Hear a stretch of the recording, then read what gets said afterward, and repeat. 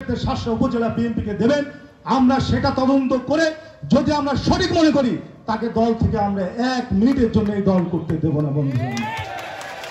আমরা কথা দিয়ে যাচ্ছি আপনাদেরকে, কারণ আপনি দলে কালকে আপনার দলের বিএনপি নেতা হিসাবে যদি আপনার ছিল না থাকে, বিএনপির কর্মী হিসাবে যদি আপনার পিঠে ছিল না থাকে, আগামীকাল কোন ইউনিয়ন কোন ওয়ার্ডের মানুষ আপনাকে সালামও দেবে না, বসতেও দেবে না, 1 কাপ চাও খেতে দেবে না।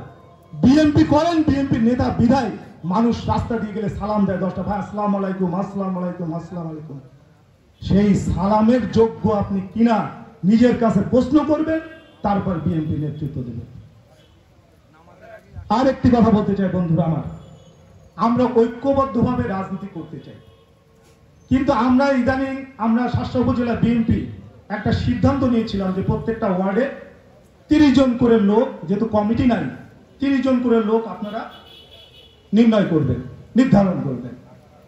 কিন্তু আমরা বিভিন্নভাবে আমরা একটা জিনিস জানতে পারছি, যেটা আমি ব্যক্তিগতভাবে যেটা আমি কখনোই পছন্দ করি না।